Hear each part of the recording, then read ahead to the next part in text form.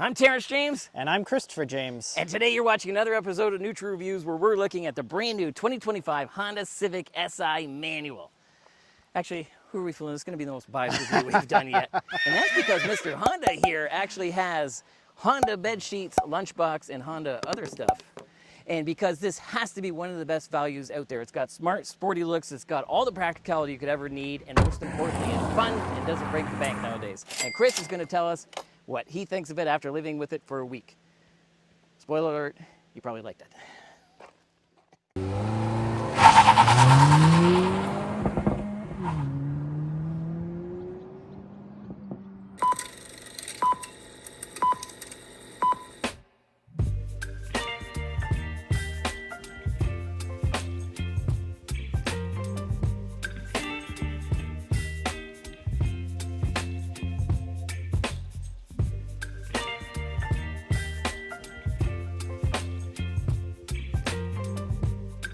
All right, Chris, we are off in one of our favorite cars of all time, the Honda Civic Si. This is the newly refreshed 2025, and as we were saying in our skit, it's totally biased because we do love this car, but because how can you not? And we were saying it's because it's a great value nowadays, and you get this amazing look that you can dress up or dress down. It's sporty, but still looks elegant. It looks like it's worth more than the actual price of the car, and the fact this being the size that it is, it's the size of a larger sedan from a couple years ago, but you're not punished with the weight. It's still sports car type weight. So we definitely love it, and that's the kind of things that we want to look at, and you're going to talk about in the feels portion because you lived with it for a week. But I just want to quickly go over some information on this car, the facts. So essentially, as we said, with the 2026, you've got the update or the refresh on this, and essentially you got new front fascia and lights and rear fascia, and a little bit of an update on here in the infotainment, which we've done a whole other review on. Thank you very much, Chris, or aka Mr. Honda.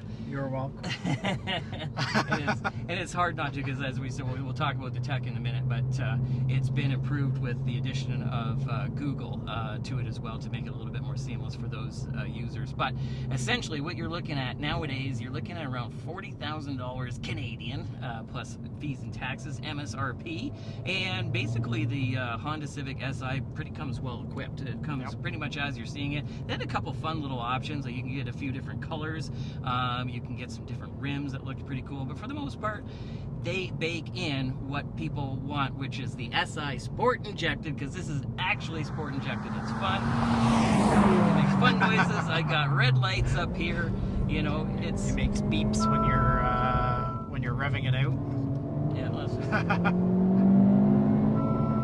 Yeah, there it is. Chips!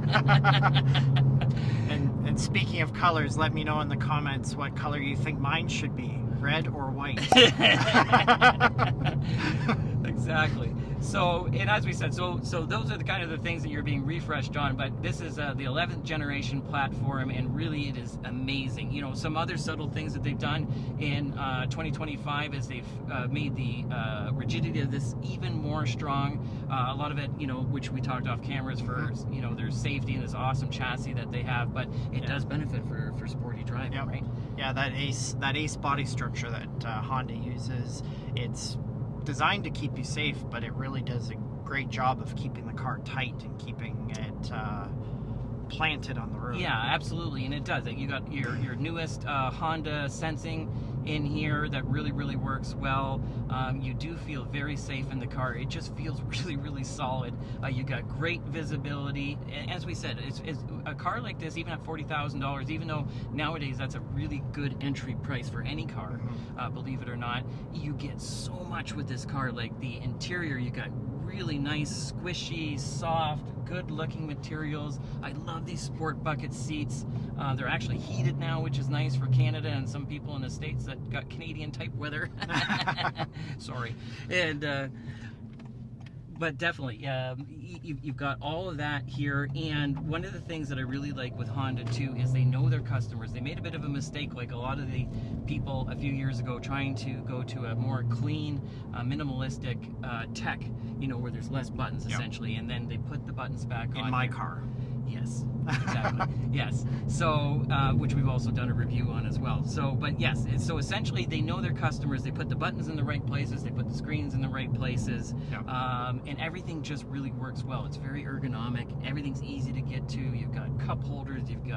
even your wireless charger, you were noticing how it like sticks in there like glue. Yeah, with the phone case I have on my phone, it does not move.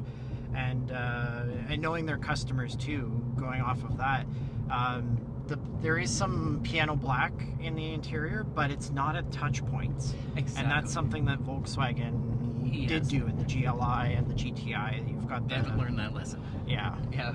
So definitely, and I mean, I really just appreciate the 11th generation styling, both inside and out as well. I love this dash. I just absolutely love it. And again, because of this car, sport injected, the main thing is, yes, you got all the creature comforts that you want, but you're driving this car because you're an enthusiast and you want to have fun. As we said, these sport buckets, they grip, they're super comfortable still. You got your shift lights in the shifter. This is amazing. This is out of, I believe, the 10th generation Civic Type R. So the FK8. Yep. And I mean, you're not going to get, I don't care if you're driving a Porsche, this is as good as a shifter as you're possibly going to get. The clutch feels good. The pedal box is in the right spot. You'll talk about more of this stuff. But the point is, the fact that you got all this at this price point is amazing. You got a sunroof. You can fit Moose Baby. Yeah. As you can see, the hockey stick. And because we're in Canada, those seats are also heated. Yes, exactly. Which again, that used to be a luxury thing a few years ago. Yep. And again, $40,000 is a lot of money. But again, when you look at most small SUVs, which this has pretty much the same interior space as and cargo space, they're all going to come in around that $40,000 to $50,000 mark, and not going to be nearly as much fun as this. So, Definitely not. Definitely. So what we're going to do is we're going to turn this over to you as we hit an 80, and you can tell us about how much fun this thing is to drive. Alright, so we're going to take a look at some of the feels of this Honda Civic Si. I feel nervous. As we go around some corners here. It's beautiful. There's those shift lights again.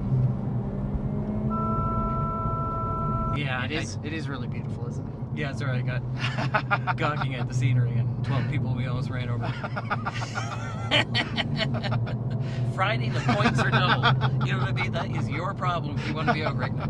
But no, in all honesty, this is, like we were saying before, and I'll let you take it over, but it is fun. Sport injected. We were talking with the GLI when we had it, recommending you take a look at that video because it really is an awesome car. And we joked at the time that was bye-bye SI because we always knew we liked this car and the new GLI was so awesome. But then you get into this and you're like, whoa, this is the sport one. Yeah, this car is something special, that's for sure. 100%. We were talking about things like the body structure. It just handle all that rigidity that they built into that body structure. They've put it there for safety, but this thing takes corners like nothing else. They've got that helical limited slip differential in there in the front end as well. So yes, and that is amazing. Like the GLI worked good, not to cut you off, but this is this is a front wheel drive car. Yes, I forgot to mention in the other part, 200 horsepower and 192 pound-feet of torque, which doesn't sound like a lot nowadays, but this car is 3,000 pounds, which is really light nowadays, and it picks up really, really well, as you can see. Like dream that thing down in a second. Or actually, when you go through, we got a stop sign. We'll do our traffic light Grand Prix acceleration test, where we race up the fake stoplight just as fast as we can, hammer on the brakes. We'll do that in a minute. But yes, this thing is absolutely amazing. When you were saying, just while we're stopped here at the stop sign for a second, so you got independent suspension, which not even the GLI, the normal Jetta does not have independent suspension, but the GLI does. And then this has independent suspension. Not only does it have independent suspension, but as part of the refresh, they've retuned it to make it even more stiff. Like, this thing handles like a little go-kart. It's cliche, but true. All right, maybe let's do it here. All right. So, this is where we do our traffic light Grand Prix acceleration test. As we said, we race up that fake stoplight just as fast as we can and hammer on the brakes. Okay.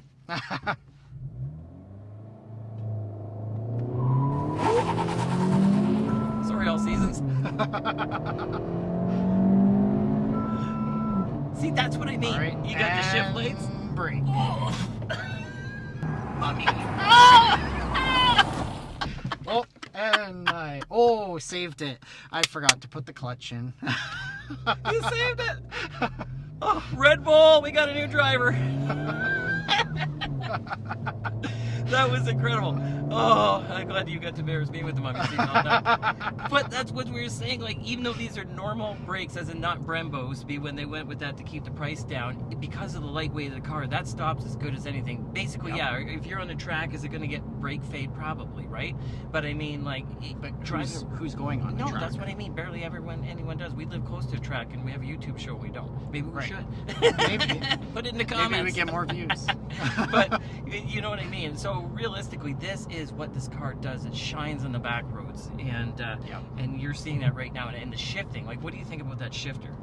This shifter is something else. Like you mentioned it before as well. You really don't get any better than this side of a Porsche. Yeah. Realistically. Yeah, and that is their sports car. Yeah. I mean. Yeah, exactly. That is a purebred German sports car. This is effectively just an economy car. And the shifter feel though is absolutely incredible. It's therapeutic. Yeah, 100%. This entire week I've been shifting this car just because. I've been shifting for reasons I wouldn't normally shift. I was telling TJ off camera, I've got some speed bumps in my neighborhood now, and normally in my car I just put it in third gear. I go over the speed bumps like 30 kilometers an hour. This one, nope. I downshift to second, go over the speed bump, get back up to third, downshift to second for the speed bump again. And every time you do that, the shift as well, I know it's a bit of a cheater mode, but this car does have one of those things that rev match. That's the word I'm looking for. It's got the rev matching in it as well, so it just makes it a joy to drive, and you can hear that exhaust pop and burp down here. Yes. Oh, I tell you. And that's what we did too. Is when you hear this car pull away, you hear that really awesome exhaust sound that is factory, and that is lost today. Not even with just EVs and stuff like that. Even gasoline-powered cars that are Porsches and Lamborghinis, some of them, because of regulation and everything else, they're quite muted. Where this is, it sounds the part, it feels the part, and like I said, at the end of the day, at a $40,000 price point, it's more than aspirational, and a lot of people can afford it, and you're not sacrificing. Right, because the nice thing is, like right now I've got it in 6th gear.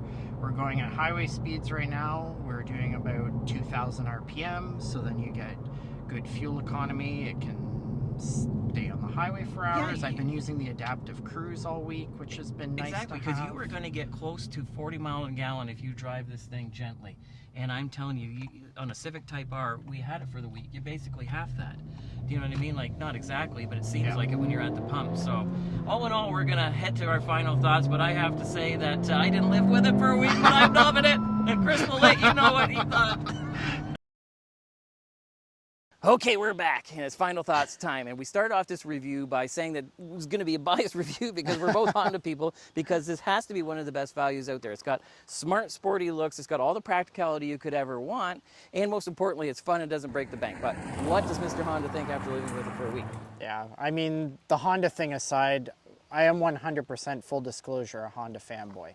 But the fact is, when you look at the objective things with this car, the size, the packaging, the sportiness they've packed in here, the way it handles, the way it holds the road, the comfort of the seats, the space that it has inside, the cargo space, the fuel economy, everything about it is just objectively a great car. It's really hard to ask for anything more in a daily driver. It really is. It's got, you know, big car size from a few years ago, but not big car weight, which makes it a lot of fun. It really is like a Mazda Miata meets a sedan. Exactly. I couldn't describe it better. Thanks for watching, and if you like this video, please hit the like button, turn on your notifications, and subscribe, and watch one of our future videos, like Chris here being chased by the Honda repo people because he's not returning this thing. Thanks. Mom, I need some bail money. And subscribe.